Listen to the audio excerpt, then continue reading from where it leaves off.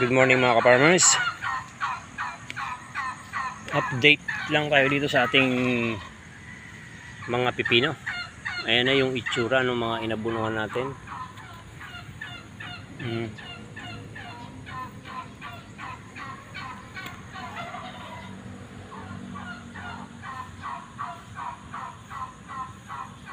Yung variety ng Megacy. Dahil bukas mag-a-apply ulit tayo ng abono. Ayan yung itsura, no?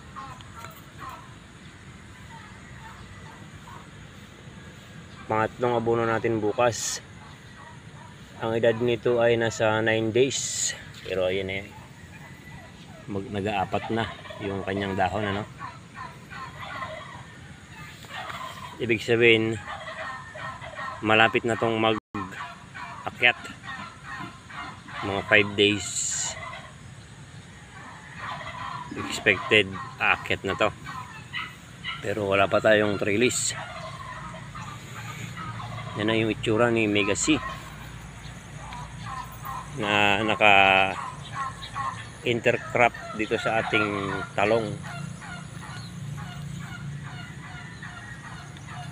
Ganyan lang ako mag-alaga ng pipino o magtanim ng pipino.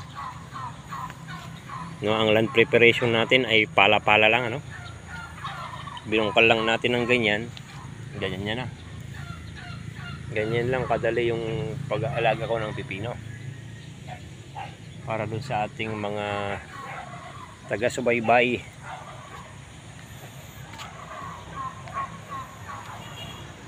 Dito sa pag-aalaga ng cucumber.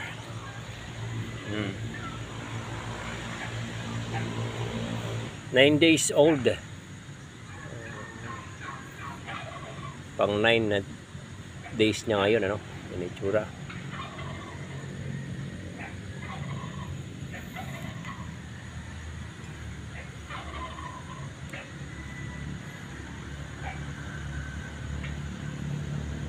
Para maganda isusub natin. Tapos yung talong, ayan yung talong.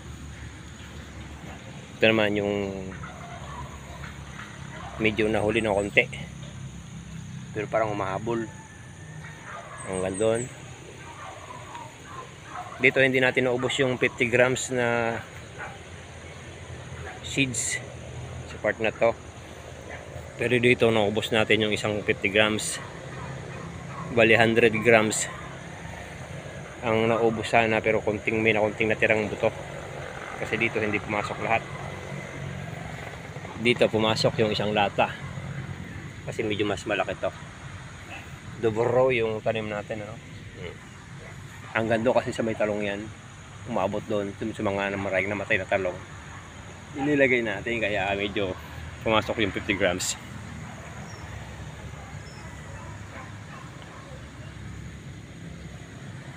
Update lang natin. Ganyan lang ako kasimple mag-alaga ng pipino, ano? Yung pag-abono ko dito 3 days or 4 days. Tapos urea, ano? Palaging urea yung ginagamit natin kasi nga maliliit pa. Nitrogen lang muna.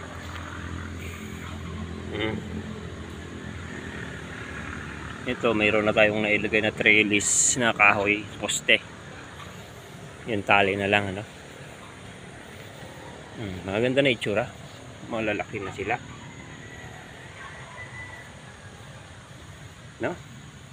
Simple lang mag-alaga ng cucumber. Hindi kailangan ng matinding land preparation, ano?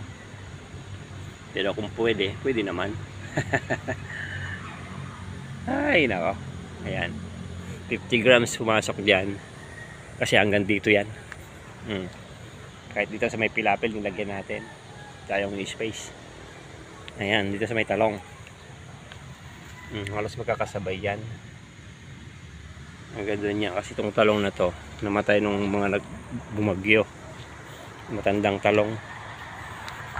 Tapos mayroon din dito. Malapit na umakyat yan, mga 5 days magkakaroon na ng balbas o galamot. Umahabol naman tong kabila. Ayan na itsura ng kabila. Walang araro. Pala-pala lang, ganyan ang itsura. Basta maalagaan sa tubig saka abono, ano?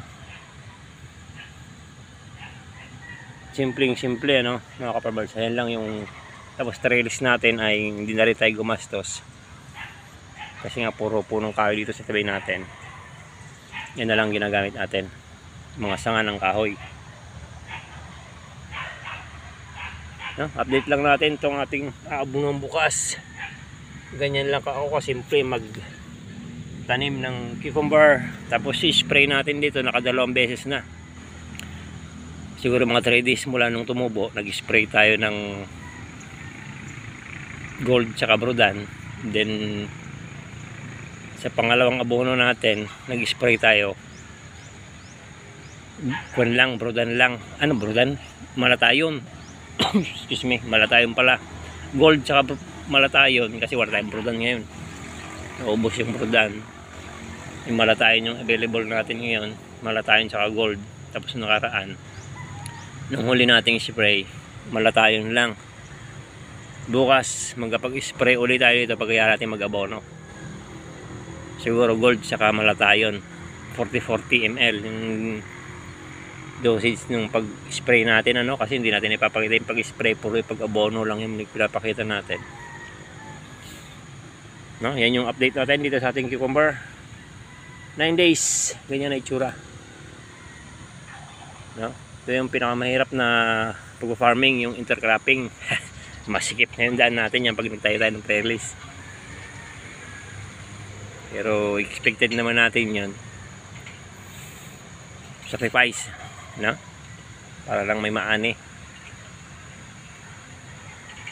Pero pag natanggal naman tong sitaw, medyo may maluwag na kasi ito yung magiging space. Nasa 1 meter na may itong space na dadaanan. No? Thank you. Update lang natin.